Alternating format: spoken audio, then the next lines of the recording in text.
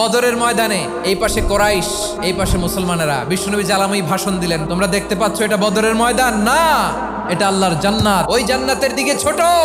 বিশ্বনবীর কথা শোনা মাত্র সাইয়েদনা উমাইর ইবনুল হুমাম বললেন বাখ বাখ, মানে চমৎকার।